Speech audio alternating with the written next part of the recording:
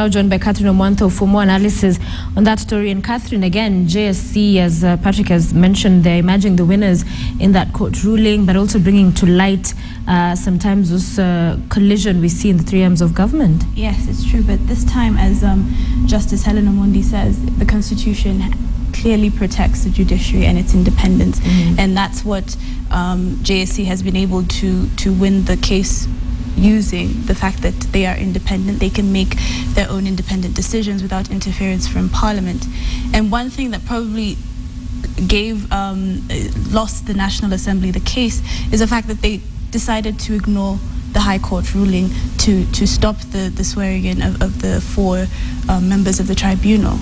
Yeah, it brings definitely into focus also the question of the rulings, and they reiterated the same. We had the Chief Justice come out as well, you know, some of the sentiments and words he used to describe the rulings, and that they must be obeyed irrespective. Again, one issue that's still outstanding. It is. And I think also another issue that came out in this whole case was the fact that the tribunal was constituted of people who are believed not to be partial, or not to be impartial. They're believed to be partial. As you know, retired Justice Ringera had applied to be a Supreme Court judge, and he was rejected by JSC. And yet he's supposed to head a tribunal that's supposed to probe the conduct of the Judicial Service Commission. So then that brings to question how impartial will he be when he publicly said that JSC was unfair, or JSC didn't know what it was doing. And the same case with Jennifer Shamala, the same thing. She came out and publicly said that JSC is inefficient. So if you put two people in a four-member tribunal like that, you don't really expect, especially LSK, they said they don't really expect them to give a impartial judgment on JSC or its conduct in any way.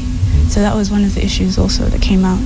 Well, I think this continues, and we'll be able to see him in the back and forth. But do you see and get a sense that it's a new dispensation, and the executive and the judiciary, the arms of government, basically are trying to figure out how to checkmate each other? Because the Constitution talks about, unlike the previous Constitution, these constitutions are independent, and they have checks and balances within themselves. So this is, I think, a new shift on how these institutions are trying to, just check how far we can push you.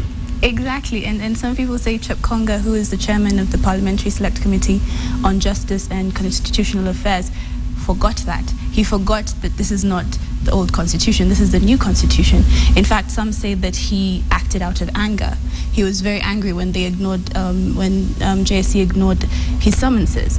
And he forgot that JSC is an independent body. It can or cannot, it can decide whether it's going to appear before his committee. And I think it's a learning process. It will probably be stuck because it takes time, because it's only been, what, 4 years? It takes time for people to actually realize, hang on, things have changed, and they need to change with the times, I guess. Yes, they need to change with times. I think that is where the conversation is. Just one final question that I think yesterday that someone raised is, who then is JSC accountable to? JSC is still accountable. What legal experts would say, what marred this particular process is the way Parliament went about it. That is probably the real reason why they lost. But JSC is still accountable to the people of Kenya. Parliament is still the oversight body when it comes to constitutional bodies. But it's the way it was done. It was done in total disregard of the Constitution and total disregard of the rule of law, which is one of the issues, the major issue. Okay. As you said, it's still a learning process to see the president having put together that tribunal, that decision being overturned.